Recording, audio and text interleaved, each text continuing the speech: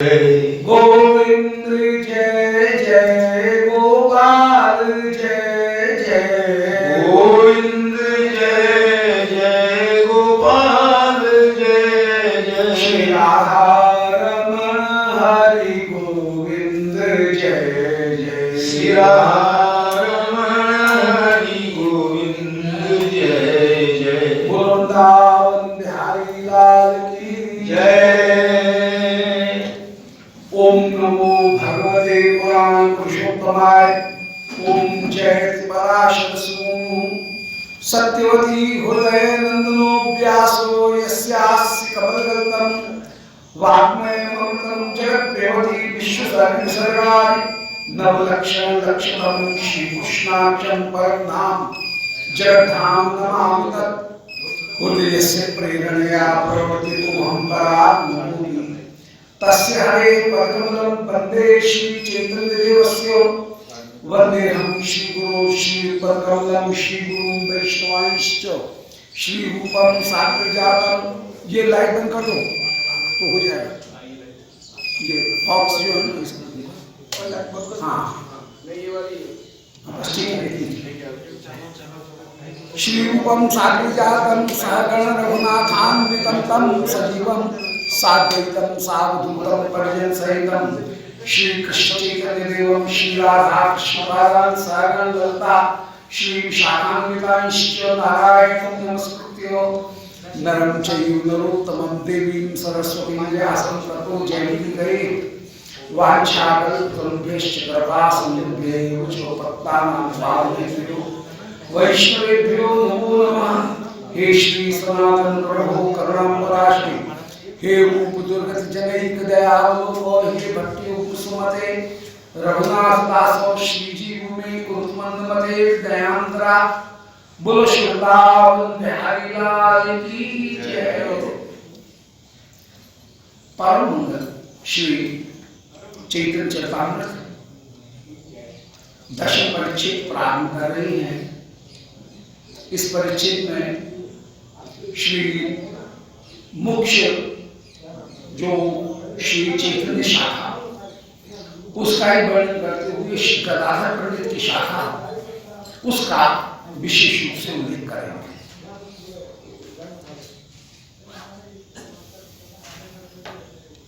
श्री महाप्रभु के मृत प्रकर में जितने भी जन हैं उन सबों के नाम का परम स्मरण करेंगे और उनके ही स्वरूप का यहाँ पर निरूपण करेंगे। श्री कविराज गोस्वामी निरूपण कर रहे हैं कि श्री चैतन्य पदाम्भोज मधुपेभ्यो नमो नमः। कथंचित् आश्रयात् येषां स्वापि तद्गन्ध भाव भवेत्।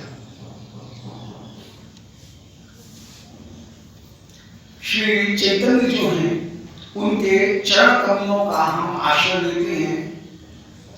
जिन चरण कमलों की गंध का यदि सुगंध मात्र किसी स्वान जैसे व्यक्ति को भी मिल जाए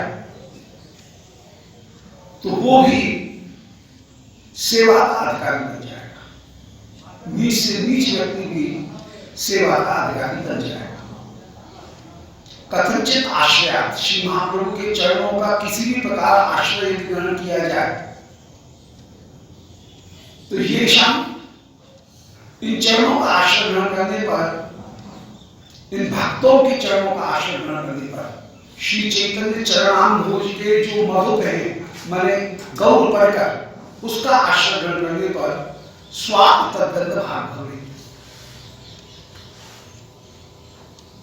वो स्वामी जैसा जो व्यक्ति है वो भी सेवा का अधिकारी बन जाएगा जिसने उसकी गंध भाग इन महापुरुषों के चरणारविंद की गंध मात्र का सेवन किया, वो भी सेवा का अधिकारी बन जाएगा। श्री जय जय श्री कृष्ण चैतन्य नित्यानंद जय अद्वैत चक्र जय गौर भक्तवृंद सबके श्री चरणारविंद में वंदना है। श्री गौ कृष्ण चैतन्य देव, श्री नित्यानंद, श्री अद्वैत, श्री गौर भक्तवृंद। ए माली एक वृक्ष अकथ्य कथन, ये माली जो है वो माली ही वृक्ष बनकर के विराजमान हुआ। ये एक अद्भुत हमने बात कही, ये अकथ्य कथन, ये अद्भुत बात हमने कही। माली माने एक अलंकार होता है असंभव, यहाँ पर असंभव भी एक अलंकार है, जो वस्तु हो नहीं सकती है। व्यक्ति कैसे वृक्ष बन जाएगा, माली कैसे वृक्ष बन जाएगा, असंभव है। पर यहाँ पर माली ही वृक्ष बन करके विराजमान है। श्री महाप्रभु ही भक्ति लता बन करके भी विराजमान है। शक्ति शक्तिमान इन दोनों ने अभेद की प्राप्ति की। ए माली ने एक वृक्ष आकृति कथन, ये माली ही वृक्ष बन गया। ये एक अद्भुत कथन कहा गया, माने एक असंभव अलंकार का निरूपण किया गया। अब इसमें मुख्य शाखा नाम विवरण, अब जो मुख्य शाखा जो निकली थी, उस मुख्य शाखा में कुछ संतों के नाम का हम गायन कर रहे हैं। श्री चैतन्य गोसाई या पार्षद चर, श्री चैतन्य गोस्वामी के जितने भी पार्षद गण हैं, माने निकट में रहने वाले, लघु गुरु भाव का महाव निश्चय, इनमें कौन छोटा है कौन बड़ा है ये निश्चय नहीं किया जा सकता है। सभी बड़ा महान है, इनको छोटे बड़े का निश्चय नहीं है। यदि महांत कैल ता सभा गण केन परिते पारे ज्येष्ठ लघु क्रम, यदि महांत कैल, इनमें बहुत सारे महंत गण विराजमान है। महंत का तात्पर्य है महान है, अंत माने हृदय जिनका, उनका नाम महान। महंत कोई पद की बात नहीं है, बल्कि महंत का तात्पर्य है महान है जिनका अंतःकरण। तो जिन जो महंतगण विराजमान है, तासभागण के न करते पारे, उनका उनकी गणना कोई भी कर नहीं पाएगा। यदि कोई कहे कि मैं महाप्रभु के सभी प्रकरणों का गणना करूं, तो महाप्रभु के अनंत प्रकरण हैं, उनकी कोई गणना नहीं कर पाता है। और फिर गणना ही करना मुश्किल है, तो फिर उनमें ज्येष्ठ लघु का क्रम स्थापित करना तो और भी ज्यादा कठिन है। छोटे बड़े का क्रम तो कोई निश्चय कर ही नहीं सकता है, पहले गिनती करना ही बड़ी गिनती कठिन, और फिर उसमें ज्येष्ठ लघु का क्रम जानना अत्यंत कठिन है। अतएव तासहारे करी नमस्कार, नाम मात्र करी दोषे माले आभार, उन सबको मैं प्रणाम कर रहा हूं और केवल यहां उनके नाम मात्र का उच्चारण कर रहा हूं। इसमें कोई भी दोष मत समझना कि हमारा नाम पीछे क्यों ले लिया, हमारा नाम पहले क्यों ले लिया। इस बात को लेकर के कोई भी बुरा नहीं मानेगा कि हम जिस शाखा में, वो शाखा का नाम पहले लेना चाहिए, दूसरे की शाखा क्यों ले लिया, ऐसा नहीं है। सभी परम परम आदरणीय हैं। श्री भगवत रसिक जी की एक कविता है, उनका एक कि भरता के भामिनी बसे एक ही गांव, और सेवा साधे असुरन तोरे पति के पाम, तोरे पति के पाम सौते आगो सौ साधे। राजा की दो रानी थी, अब दोनों राजा की सेवा करना चाहें, तो एक साथ राजा की दोनों सेवा करने के लिए जब बैठे तो उन्होंने आपस में फिर बंटवारा कर दिया कि दाहिना पांव तेरा है और बायां पैर मेरा है। अब कभी दाहिना पैर बाएं पैर से जरा सा छिप जाए तो बाएं पैर वाली चोट के भर के कहे सोतन का पैर मेरे पास में क्यों आ रहा है। और यदि उसका पैर उसके पास में लग जाए तो वो उसके मुख का मारे कि मेरे चरण को क्यों छू रहा है। राजा के पैर थम्बा हो गए सूझ सूझ करके, नोच नोच करके। तो ऐसी दशा वैष्णव में कभी नहीं होती है। तो भगवत श्री कृष्ण कर रहे हैं ऐसे ही तोरे पद के 511 साध हैं और अपने आप को आचार्य कर माने, अपने आप को आचार्य करके मानते हैं कि हम बड़े हैं और दूसरे जो है उनकी निंदा करते हुए डोले। तो ये रसकों की रीत नहीं है। वो यहाँ पर कह रहे हैं कि इसलिए हम सबको नमस्कार कर रहे हैं, सबको नाम मात्र यहाँ पर ग्रहण कर रहे हैं। ये जो गिनती की गई ये छोटे बड़े की तुलना में नहीं है, ये केवल एक सूची मात्र है, ये सूची है, ये छोटे बड़े का क्रम इसमें नहीं समझना चाहिए। बंदे श्री कृष्ण चैतन्य प्रेमामृतौ प्रियान, श्री कृष्ण चंद्र रूपी प्रेम रूपी अमर तरु माने कल्प वृक्ष, उस कल्प वृक्ष के प्रियजन जितने भी हैं उन सबों की हम वंदना कर रहे हैं। महाप्रभु के परगर के प्रियजनों की हम वंदना कर रहे हैं। शाखा रूपान भक्तगण, जो शाखा रूप होकर के विराजमान है भक्तगण हैं और ये सभी कृष्ण प्रेम फल को प्रदान करने वाले हैं। इनमें सबसे पहले वंदना कर रहे हैं श्रीवास पंडित, श्रीवास पंडित की हम वंदना कर रहे हैं। इनके साथ में श्री रमाई पंडित, ये दोनों भाई हैं। श्रीवास पंडित उनके 5 भाइयों का उल्लेख प्राप्त है। श्रीवास जो हैं उनके भ्राता नलिन, श्रीवास, रामाई पंडित, श्रीपति और श्रीनिधि, ये 5 श्रीवास पंडित के भाई हैं। नलिन जो है उनकी तो पुत्री का वर्णन पहले कराए हैं, नारायणी जी थी और जो कृष्ण महाप्रभु के संकीर्तन में अपूर्व रूप से ऐसी रोई कि उनका रोना ही बंद नहीं हो और महाप्रभु ने फिर उनको धैर्य प्रदान किया तो वे चुप हुए और महाप्रभु ने अपना उच्छिष्ट पात्र उनको प्रदान कर दिया। उनका नाम ही हो गया महाप्रभु उच्छिष्ट पात्र, महाप्रभु के प्रसाद को ग्रहण करने वाली। ये रामाई श्री नलिन जो है उनकी पुत्री नारायणी, वो नारायणी के पुत्र श्री वृंदावनदास जी परम भागवत जनों ने जो श्री चैतन्य चरित्र के आद्य व्यास कहलाते श्री चैतन्य भागवत का श्री वृंदावनदास जी।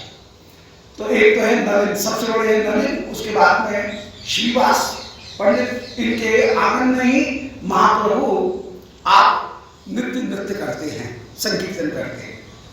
संकीर्तन रास श्रीवास पंडित के घर में है और श्रीवास पंडित की शक्ति श्री माननी जी वे भी परम भागवत और श्री महाप्रभु के साथ में अत्यंत वात्सल्य भाव रखने वाली हैं।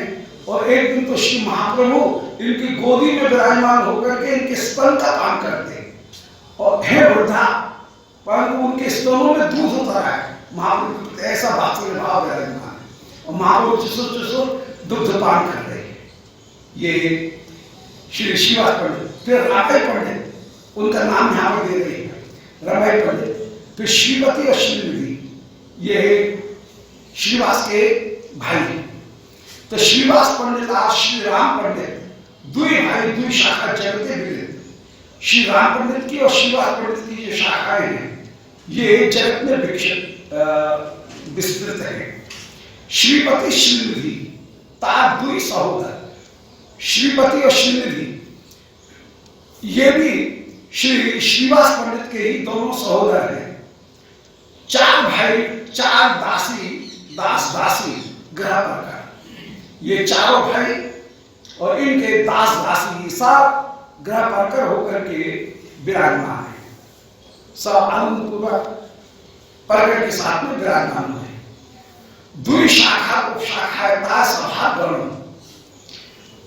ये श्रीवास पंडित और श्री रमाई पंडित, ये 2 शाखाएं श्रीमद महाप्रभु की मुख्य पार्षद हैं। याद रहे महाप्रभु सदा संकीर्तन, श्री श्रीवास पंडित के घर में इन चारों भाइयों के घर में एक साथ रहते हैं। तो श्रीवास पंडित के घर में महाप्रभु का कीर्तन होता है। चार भाई सर्वेश्वर चैतन्य सेवा, चारों भाई अपने वंश के साथ में श्री चैतन्य की सेवा करने वाले हैं। गौरचंद्र बिना नहीं जाने देवी देवा, और अनन्य भक्ति इनमें विराजमान है। गौरचंद्र के अतिरिक्त तो और किसी देवी देवता को जाने नहीं। महाप्रभु की सेवा ही करना इनका एकमात्र लक्ष्य है।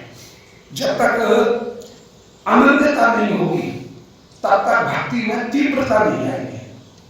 इसलिए आज सबका परंतु आश्रय का, सबका आश्रय लेने पर गड़बड़ हो जाएगी। इसलिए न जाने देवी देवा अन्य देवी देवताओं को ये जानते हैं, जबकि उस समय देवी देवताओं की ही आराधना लोक धर्म के रूप में बंगाल में सबसे ज्यादा प्रसिद्ध थी। पर फिर भी ये जो अन्य देवी देवता उनको नहीं जानते। आचार्य नाम धरे एक बड़ शाखा, तात्पर्य तार शाखा उपशाखा। श्री चैतन्य के एक मुख्य पार्षद हैं, उनका नाम है श्री चंद्रशेखर आचार्य। श्री महाप्रभु इनके शिष्य अनुशिष्य होकर के विराजमान है। ये चंद्रशेखर आचार्य रत्न ये अलग है। काशी में जो चंद्रशेखर थे जो लिखने वाले हैं, उनके लिए फिर कहा शुद्ध, उनके लिए कई शुद्ध शब्द का प्रयोग किया, माने वे अलग है इनसे दिखाने। आचार्य रत्न से वे अलग होकर के विराजमान। तो श्री चंद्रशेखर आचार्य रत्न ये विराजमान है। और ये चंद्रशेखर आचार्य रत्न श्रीमद महाप्रभु के संन्यास के समय भी महाप्रभु के 5 आदमियों के जो थे उनमें ये भी एक थे। आचार्य रत्न नाम श्री चंद्रशेखर, सब लोग आचार्य रत्न कहते हैं इनको, पर इनका वास्तविक नाम है चंद्रशेखर। तो नाम ही हो गया चंद्रशेखर आचार्य रत्न, ये इनका नाम ही हो गया है। याद घरे देवी भावे नाचेगा ईश्वर। श्री महाप्रभु ने एक बार रुक्मणी जी का वेश धारण करके देवी भाव में इनके घर में नृत्य किया। श्री महाप्रभु कह रहे हैं कि आज सब लोग तैयार हो, आज हम नाटक करेंगे। हल्ला मच गया, पर महाप्रभु ने एक बात कही, जो योग्य होगा उसको उसमें प्रवेश मिलेगा। अब सब डर रहे हैं कि हमको एंट्री पास मिलेगा कि नहीं, सब घबरा रहे हैं कि जन्म मिलेगा कि नहीं। और उस समय सबके भक्तों की जो दीनता है वो आगे उस प्रसंग में प्रकट हुई। सब कह रहे हैं, बोले हम तो कहीं रस का छींटा भी हमारे ऊपर नहीं है, हमारा प्रवेश कहाँ है, हमारा प्रवेश कहाँ है, हमारा प्रवेश कहाँ है। जो सबसे ज्यादा ऊंचा भक्त है वही अपने आप को कह रहा है कि अरे वहां पर जाने का हमारा अधिकार नहीं है।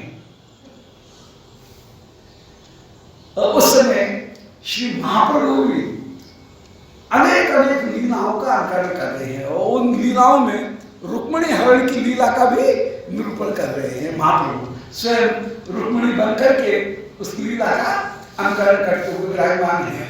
कभी शुरू हुआ रुक्मिणी भाव से, पर बाद में वो जो नाटक है उस नाटक में सब लोग बैठे हैं, जो अधिकारी जन है उन सबको प्रवेश मिला है, परंतु दूसरे लोग उनको महाप्रभु जी ने उनको आदेश दिया है, वे सब वहां के दर्शक बनकर के, सामाजिक बनकर के विराजमान होते हैं और सबको आदेश प्रदान किया और सब लोग अपनी अपनी भूमिका का भी अभिनय कर रहे हैं। केवल दर्शक ही नहीं, वे सब लोग अपनी अपनी भूमिका, अपने अपने रोल उनको कहीं निभाते हैं, अपनी अपनी भूमिका का निर्वाह करते हैं। श्रीवास वे नारद के रूप में वहां पर विराजमान है और वास्तव में नारद बन करके वो लीला कर रहे हैं। तो श्री कर्णपुर गोस्वामी पाद ने महाप्रभु के जिन परगरों के निकुंज में ब्रज लीला में जो स्वरूप का दर्शन कराया, उसका मूल आधार वही है। महाप्रभु ने जो लीला की और उनमें जिसका जो भाव था उसी भाव का की भूमिका उस पात्र ने वहां उस नाटक में निभाई। उस नाटक के क्रम को देखे तो कुछ पता नहीं लगे कहां कब कौन सा नाटक हो रहा है, कब कौन सा घुस गया एक नाटक में दूसरी कथा घुस जाए। वो अद्भुत है। वो माने प्रेम आवेश में जो रसिक जन है उनकी अद्भुत अद्भुत लीला है। कभी कृपालता का स्मरण हुआ तो एक लीला आ गई और फिर दूसरी लीला आ गई, तीसरी आ गई। उसमें केवल कृष्ण ही मुख्य होकर के विराजमान है, कोई क्रम नहीं है।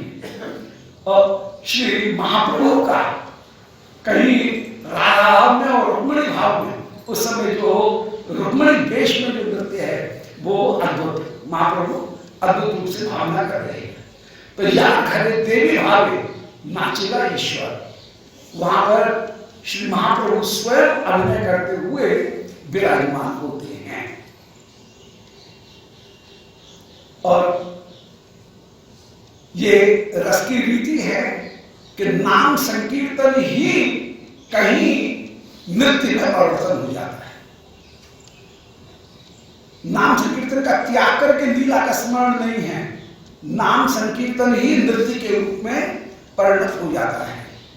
कुछ इस तरह से समझें कि जैसे अपना स्कूटर गाड़ी स्टार्ट करनी है तो पहले मोटर चालू होगी, मोटर चालू होने के बाद में फिर उसके जो एक्सीलेटर और दूसरे जो पुर्जे हैं वे चालू होंगे। मोबाइल चालू करना है तो मोबाइल को ऑन किया तो एक सन्नाटे की आवाज आती है, घन की आवाज आती है। ऐसे हरिनाम संकीर्तन उसको समझ लो जैसे मोटर चालू हुई, और हरिनाम संकीर्तन समझने के लिए कह रहे हैं दृष्टा। पर तो हरिनाम संकीर्तन चला जाता है कहां? मध्यमा में। वैखरी से शुरू तो किया वैखरी से, पर वैखरी से वो हरिनाम संकीर्तन चला जाएगा मध्यमा में, और हरिनाम संकीर्तन के माध्यम से ही फिर स्मरण प्रारंभ हो जाएगा।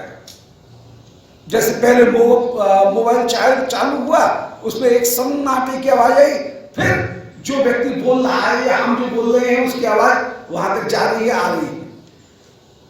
पहले स्कूटर वो चालू हुआ, मोटर चालू हुई, फिर इसके बाद में स्पीड आएगी। ऐसे ही श्री नाम का त्याग न करते हुए, श्रवण नाम का त्याग न करते हुए कीर्तन होता है। तो नाम और कीर्तन अपरित्याग पूर्वक स्मरण। रागानुगा भक्ति में यद्यपि स्मरणांग की प्रधानता है, परंतु स्मरणांग होने पर भी बहुत बढ़िया दृष्टांत से ये बात बिल्कुल स्पष्ट हो जाएगी कि नाम का संकीर्तन का त्याग नहीं है, नाम ही कहीं स्मरण और कीर्तन करा देता है। तो जैसे गाड़ी चालू करने के पहले इंजन चालू किया जाता है, तो इंजन बराबर चालू रहेगा, ये नहीं इंजन बंद हो गया तो फिर सब कुछ आगे की सारी चेष्टाएं बंद हो जाएंगी, मशीन काम करना ही बंद कर देगी। तो नाम संकीर्तन चालू रहता है, वो हृदय में रहता है, जनरेट करता रहता है, और फिर आगे उसके हिसाब से मशीन जो है वो कहीं पावर जो है उसको पावर मिलता है उसको नाम संकीर्तन से, और वहां से वो मशीन आगे काम करती हुई चली जाती है। ये बहुत बढ़िया दृष्टांत है। प्राय कहा जाता है कि संकीर्तन नाम का अपरित्याग पूर्वक श्रवण और कीर्तन होता है। तो एक बार मशीन को चालू करना पड़ेगा, इसीलिए कीर्तन कथा कहने के लिए बैठते हैं, सबसे पहले नाम से कीर्तन करेंगे। सेवा करने के लिए जाएंगे, ठाकुर की पाद सेवन करने के लिए सबसे पहले नाम, अर्चन करने के लिए जाएंगे सबसे पहले नाम। बिना नाम के मोटर स्टार्ट ही नहीं होगी, और जब मोटर स्टार्ट हो जाएगी तब मोटर काम करेगी। जो लोग ये कहते हैं बोले आजकल क्या कर रहे हो, बोले आजकल हम लीला स्मरण करते हैं, बोले नाम आप पहले किया था अब नाम नहीं करते, तो हो गया चौथा। गलत, बिल्कुल गलत। कभी लीला स्मरण हो ही नहीं सकता। नाम के माध्यम से ही लीला स्मरण होगा, ये रसकों की रीति है। बड़ों ने ऐसे यही दृष्टांत देकर के कहीं बताया, बड़ों के बच्चे। तो श्री हरिनाम संकीर्तन और श्री विश्वनाथ चक्रवर्ती जी भी कहीं यही कहते हैं कि श्रवण और कीर्तन इन दोनों का अपरित्याग करते हुए फिर स्मरण। हमने जो श्रवण जो कीर्तन किया, कीर्तन के माध्यम से श्रवण की योग्यता प्राप्त आई। श्रवण होने पर जो हमारी मनस्थिति बनी, मन में जो भाव बने, उन भाव के अनुसार, श्रवण के अनुसार, शास्त्र के अनुसार जो भाव मन में बने, उनके अनुसार लीला का स्मरण होगा। इसलिए कीर्तन के द्वारा श्रवण और श्रवण के माध्यम से फिर स्मरण आगे बनेगा। स्मरण भी मनमुखी नहीं होगा। हम अपने आप से स्मरण करने के लिए बैठेंगे तो उल्टा सीधा स्मरण करने लगेंगे, फिर वो स्मरण नहीं होगा। इसलिए कीर्तन का आश्रय लेकर के श्रवण और श्रवण के आश्रय पर, शास्त्र के आश्रय पर फिर स्मरण उनको करते हुए साधक विराजमान। बहुत बढ़िया, ये एकदम समझने की बात, माने एक निर्णय की बात कि श्रवण कीर्तन का अपरित्याग करते हुए स्मरण करते हुए विराजमान। श्रीमद् महाप्रभु कीर्तन करते करते और फिर महाप्रभु का ये अभिनय और वेश धारण, नेपथ्य धारण, उस नेपथ्य धारण करके फिर महाप्रभु कीर्तन करते हुए नृत्य करते हुए विराजमान। तो श्री आचार्य रत्न उनके घर में श्री महाप्रभु ने देवी भाव से, श्री रुक्मणी भाव से कीर्तन किया और उसमें रुक्मणी हरण इत्यादि की लीला, फिर कृष्ण श्री राधिका अभिसार की लीला, उन सारी लीलाओं का श्री महाप्रभु ने आस्वादन लिया और उनका अभिनय किया है। और उस समय जो मुख्य बात उस प्रसंग में जो रेखांकित करने वाली बात है, अंडरलाइन करने वाली बात, वो ये कि जो जितना अधिक अधिकारी है वो ही घबरा रहा है कि हाय, हमको तो वहां पर प्रवेश ही नहीं है, हम तो इस लायक ही नहीं कि उस लीला का दर्शन कर सके। महाप्रभु कृपा करेंगे तो हम कहीं उसके अधिकारी होंगे, अन्यथा हम अधिकारी नहीं है। ये एक रस की पद्धति वहां पर दिख रही है कि सब ऐसा ही विचार करते हुए विराजमान हो गए। अब पुंडरीक विद्यानिधि बड़ शाखा जान, यार नाम लैया प्रभु कांडिना आपो। श्री पुंडरीक विद्यानिधि ये एक बड़ी शाखा होकर के विराजमान है। मिलने के पहले भी जब बालक हैं उस समय भी श्री महाप्रभु ने पुंडरीक पुंडरीक कहकर के गायन किया था, उनका नाम लेकर के गायन किया था। महाप्रभु बिल्कुल बालक है और रुदन करते करते पुंडरीक पुंडरीक बोल रहे हैं। सब के लिए पुंडरीक कौन है किसी को पता ही नहीं। ये पुंडरीक विद्यानिधि। फिर बड़ शाखा, तो एक आचार्य रत्न की शाखा हो गई, पुंडरीक विद्यानिधि की शाखा हो गई। एक बड़ शाखा जो है वो श्री गदाधर पंडित, इन गदाधर पंडित की शाखा है। बहुत बड़े श्री गदाधर पंडित वे परम रसिक और श्री राधारानी के ही स्वरूप हैं। गौर जो नवद्वीप लीला है, नवद्वीप लीला में गौर गदाधर उनकी उपासना प्रमुख होकर के विराजमान। श्री महाप्रभु यदि कृष्ण हैं तो उनके साथ में श्री गदाधर पंडित वे राधिका होकर के विराजमान। महाप्रभु स्वरूप है, परंतु श्री नवद्वीप लीला में जहाँ नारायण रूप को ही श्री महाप्रभु विशेष रूप से प्रकट कर रहे हैं, गौर नारायण स्वरूप जहाँ प्रकट हो रहा है, वहां पर श्री ब्रज लीला के भाव के अनुरूप श्री गदाधर पंडित ये इनके पास में विराजमान है। और गदाधर पंडित उनका क्या कहना, जिनको श्री महाप्रभु ने कृपा करके श्री पुंडरीक विद्यानिधि उनके पास में श्रीमद् भागवत और रस की सत्संग की शिक्षा ग्रहण करने के लिए भेजा। अब श्री गदाधर पंडित उस समय गए तो देख रहे हैं पुंडरीक विद्यानिधि बड़ा सुंदर ऊंचा तखत है, उसके ऊपर गोल तकिया लगे हुए हैं, दास मोर पंख से इनके ऊपर छिड़का, वो पंखा कर रहा है, पास में अतः उनकी सुगंध फैल रही है, धूप दानी लगी हुई है, उससे धूप उठ रहे हैं और बड़े सफाई और वैभव झाल पंखा सब हो रहे हैं। अशिक गदाधर पंडित उनके मन में विचार आया कि महाप्रभु ने हंसी की है, मुझे किसने कहाँ भेज दिया।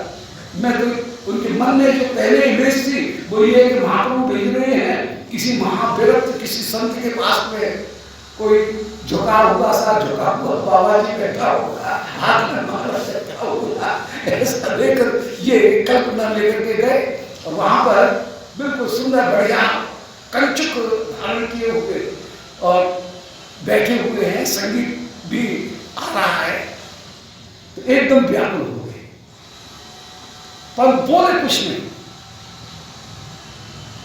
श्री गदाधर पंडित बोले कुछ नहीं, उनके भाव को सुनकर के इनके साथ में जो गए थे वे समझ गए कि इनके भाव में अंतर आया है। उन्होंने पीछे से एक श्लोक गा दिया, वरापीडम नटवरवपु अहो वकीयम स्तन कालकुटम जहांसिया वायद के साथ भी लेवे गतिम धातु चितां ततोन्यम कंबा दयालु शरणो दिलेमो। इस श्लोक को सुनते श्री पुंडरीक विद्यानिधि मंच से हे कृष्ण कहकर के कूद पड़े, धरती पर लोटपोट हो रहे हैं और कह रहे हैं कंबा दयालु शरणम ब्रजेमो, बताओ ऐसे दयालु को छोड़कर के किसकी शरण जाए, किसकी शरण जाए। और ऐसा कहकर के जो लोटपोट हो रहे हैं, अश्वधारा कहाँ कंचुक जा रहा है, कहाँ पार जा रही है, कहाँ मंच, कहाँ तकिया, वो उनकी जो पुंडरीक विद्यानिधि की अपूर्व दशा हुई, उस दशा को देख करके फिर गदाधर पंडित पानी पानी हो गए और चरणों में प्रणाम करके कहा कि मैं तो आपसे ही दीक्षित होऊंगा। दीक्षा पहले हो गई थी, ऐसा थोड़ी अभी तक दीक्षित बिना दीक्षा के रह जाएंगे, परंतु दीक्षा हो गई थी, फिर भी कह रहे हैं कि मैं आपसे ही पुनः दीक्षा ग्रहण करूंगा। और उस समय श्री पुंडरीक विद्यानिधि उनसे श्री गदाधर पंडित ने दीक्षा ग्रहण की, पुनः शिक्षा के रूप में जैसे भी की हो, वो दीक्षा ग्रहण की और फिर वो अपूर्व शाखा, तो पुंडरीक विद्यानिधि का अपूर्व रसमय स्वरूप है। बिल्कुल नाम शायद विश्वान बाबा है, तो ये श्री बिल्कुल विश्वान बाबा होकर के विराजमान पुंडरीक विद्यानिधि, तो वो श्री गदाधर पंडित उनके ऊपर अपूर्व रूप से खड़ा है। तो वह शाखा गदाधर पंडित गोसाई